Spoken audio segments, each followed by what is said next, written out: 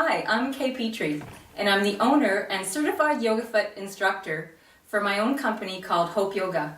We're located in Charlottetown, Prince Edward Island, Canada, and you can find us online anytime at www.hopeyoga.ca.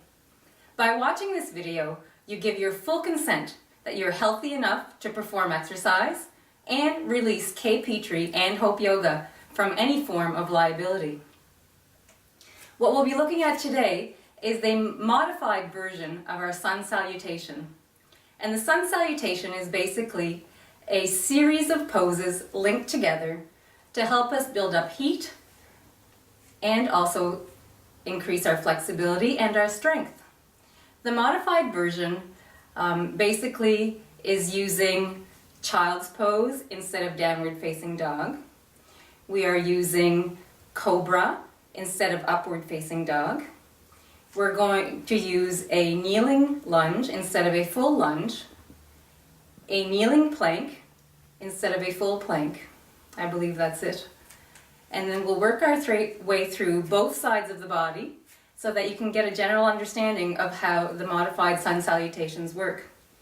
Now, in our classes, sometimes we use Sun Salutations simply as a warm-up, or we use it after our warm-up to then work into the work portion of our practice. As well, many people might use Sun Salutations when they wake up in the morning to help limber up their joints, stretch themselves up, and get ready for the day. So let's get started. So we're going to start in what's called mountain pose. We're going to make sure that we're nicely grounded into the ground, all four corners of our feet. We're going to align our knees, hips, shoulders, our head, bringing our arms out to the side, palms facing forward.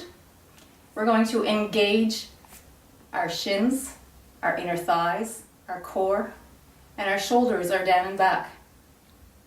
From here, we start by taking some deep breaths, breathing through our nose if that's accessible to us today. On our first inhale, we're going to inhale, sweeping our arms up to the sky for extended mountain. Exhaling, we're going to hinge from our hips, bringing our fingertips to the ground. Or if that's not accessible to us today, we can bring fingertips to shins, thighs, or our hips. Inhaling, we're going to come to monkey, lengthening our backs all the way through the crown of our head, pointing out our tailbone, bringing our hands to our shins. Exhaling, we're going to come all the way down to the ground, bending our knees as deep as we need to, taking a step back with our right foot, bringing our knee to the ground for a kneeling lunge. From here, we can keep fingertips to the ground, bring hands to our hips or our thigh, reaching up to the sky if we can, shoulders back and down for a crescent lunge. Exhaling, bringing our hands to either side of our foot, stepping back into child's pose. Extended child's pose. Inhaling, we're shifting forward through our hips. Our wrists, elbows, and shoulders are all in line with each other, fingertips pointed forward, starfished hands. Our shoulders are back and down. Exhaling, we're going to come into our push-up or crocodile. Inhaling, belly to ground, lifting our hands up for cobra, reaching through our chest. Exhaling, we're going to push back into child's pose. Inhaling, we're going to step up with our left foot, coming back into our kneeling lunge. Remembering our options here, that we can keep fingertips to the ground, bring our hands to our thigh or our hips, or we can reach our arms up to the sky, shoulders back and down. Nice broad chest. Our hips are squared to the front of the room. Our front knee is in line with our ankle. Exhaling, bringing our hands to either side of our foot, stepping up into a forward fold. Remembering here that everyone has a different level of flexibility in their hamstrings So we can keep the knees bent as much as we need to. Inhaling, reverse swan dive. Exhaling, we're going to sit into our chair. Now we're going to move on to the other side. Inhaling, nice tall mountain. Exhaling, swan dive, hinging from the hips. Bending the knees as deep as we need to. Inhaling for monkey. Remembering to always keep a micro bend in our knees to protect our joints. Nice flat spine here. Exhaling, coming all the way down. This time we're stepping back with our left foot. Knee to the ground for our kneeling lunge. Our back knee is slightly behind our hip. Our front knee is in line with our ankle. We're nicely grounded in our foot. Again, remembering we can stay here, here, or come all the way up.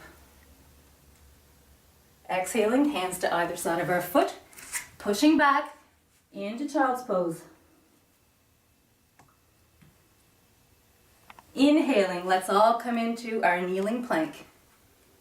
Remembering to stack our joints. Sometimes we may need to walk our knees back a little bit. Exhaling, we're keeping our elbows tucked in. Coming down into our push-up. Remembering that we're keeping a nice strong core here so that depending on what's accessible to us today, and that might be different than it was yesterday, and it might be different tomorrow. So you might be just in your plank today. You might come down a little bit. You might come down a lot. It all depends. Our goal here is to keep our joints stacked and our elbows tucked in.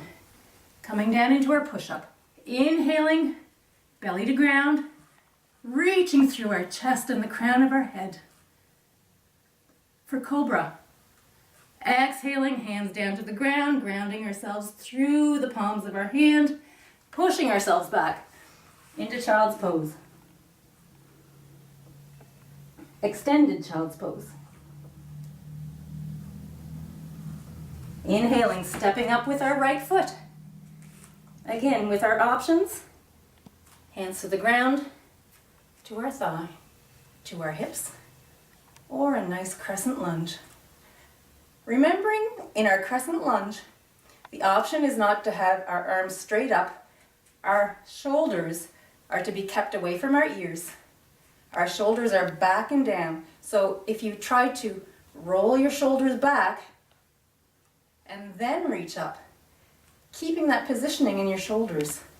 So your arms might look more like goalposts than anything else. And that's okay. Exhaling, bringing our hands to either side of our foot. Stepping up for our forward fold.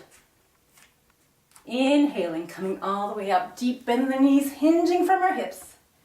For our nice tall mountain. Exhaling, coming into our chair. In our chair, our knees are slightly behind our toes. And we're sitting back as if we were sitting in a chair.